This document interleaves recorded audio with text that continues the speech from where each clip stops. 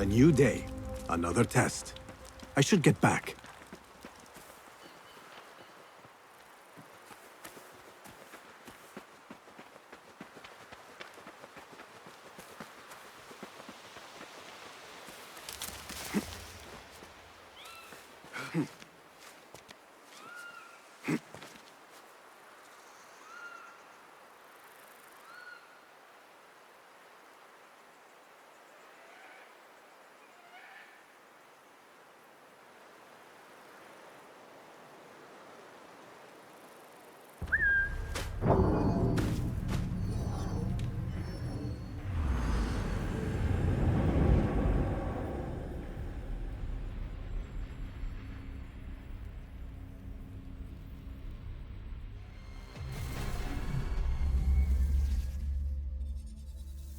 You asked me once about this memory. I lied. I told you it was lost. I worried the wrong lesson would be learned. Assassin's Creed Mirage is a really easy game to review. If you've played any Assassin's Creed game in the past, you've played this one too. I'd be lying if I said it does anything new with the franchise. For the most part, it feels like a spin-off that could just as well not exist. It has low stakes, it barely connects to the big picture, and there's constantly a sense that this is a one-off palate cleanser before something else comes along. For while he lived in a golden age, at the heart and the height of the Abbasid Caliphate, scratch its gilded surface and you'd find a rot beneath. And despite that, or maybe even because of it, I can't stop playing Mirage. It is probably my favorite game in the series, even if objectively it's not one of the best games in the series. Set in 9th century Baghdad, it tells the coming-of-age story of Basim, a lowly thief turned assassin.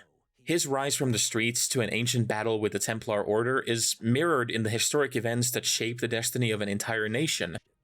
On paper, that's the kind of adventure story that I love. But in practice, the story is, again, one of the worst parts of the game. And that's thanks to clunky dialogue and atrocious pacing and some really deeply questionable othering. It's a testament to every single bad choice that Ubisoft has made with their games in the last 2 decades. Hang on, I hear you say. And if the story is bad and the game feels like a spin-off, then why the praise? Well, it's probably because this is the first Assassin's Creed game in years that doesn't feel like a chore to play. While the other games in the series boast massive worlds, which are beautiful, but also really empty, Mirage, on the other hand, focuses on one city and the surrounding wilderness. It's a purposeful throwback to the first games in the series, and I think it pays off massively. Baghdad is sprawling and it's meticulously designed, and the reality is polished in a kind of way that it's just a joy to explore. The history of the city is preserved with loving detail, and there's vibrancy and nuance to every little aspect of it. Even if you're not interested in the main story like I wasn't, as a pure journey into history, it's entirely worth visiting. For numerous hours in my playthrough, and the story takes around 12 hours to complete, I specifically avoided anything resembling missions. I just walked around and explored the city and read the detailed histories. In short, I vibed, and I love Assassin's Creed Mirage for it. And sure, yeah, you can do that in the other games, but even though I love ancient Greece and ancient Egypt, I always felt like that exploring those places, it was really just me going to the markers that I already knew from real life, and I didn't learn anything new from them. I didn't find any new places that I wanted to explore. I just wanted to see the places that I already knew about. And that might be a personal failure, but I feel like Baghdad itself is so rich in history that even though there was things that I already knew, I learned much more by just exploring a city that isn't depicted that often in video games. This approach highlights everything that Ubisoft, well, has done well in the past 2 decades.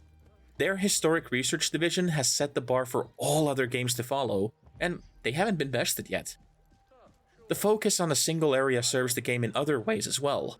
Even though the city is packed with the usual Ubisoft tropes, there's towers and all that nonsense, emphasizing one place never allows the big picture to spin out of control. Knowing the playground is limited is actually liberating because you don't have to travel around the world for a single fetch quest, it's usually just right there. It's more meaningful because it's local. And when it finally comes down to assassinate someone, I felt like I had the entire city in my spine for the first time in years. I knew where the streets were going and I could anticipate the escape routes. Nothing felt like a scramble because I had spent the last who knows how many hours just figuring out where the alleys went. And it's that kind of immersion that a massive sprawl can't afford, because eventually all the fields blend together and you just kind of escape always the same way. The gameplay loop itself, it's barely changed over the years. You still hunt your targets, you perform minor missions that require sneaking, and between those you upgrade your gear in preparation for more difficult areas. I never was a fan of Assassin's Creed going the RPG route by making enemies level up. All of that seemed far too tied into the microtransactions that the game still tries to sell you. But it is a part of the game, and we're gonna have to live with that. In here, it's not as atrocious as it was in the previous games, and there is none of that madness of buying more XP for yourself. But on the other hand, the newfound freedom of the smaller gameplay area, it does bring focus to these fortresses and infiltration missions. Not since the first two Assassin's Creed games has it been so much fun to actually plan out a heist or an assassination. And I think that's because it all feels finite. There's a sense that you're actually making progress because the world is very small this time. And that works with the pared down skill system as well. The series began to feel really swollen by the time it decided to be both an action-adventure and a role-playing game. And I think now the skills are more simple and to the point, and that's all they really need to be. Their closest relative is probably the Arkham Knight series. Your most reliable skills are the ones you develop as you play, and I really think you can probably complete this game without actually doing any skill upgrades at all. Combine that all with a slightly more refined fighting system that's, of course, nowhere near Spider-Man or Batman, but completely serviceable, and a game system that runs mostly without hiccups, except for some really obvious bugs here and there. And it's really not a wonder that Mirage is a pretty easy game to recommend. You're not getting anything new here. You're not getting anything experimental when you buy an Assassin's Creed game. I mean, I wish you did, but that's the kind of game series that this is.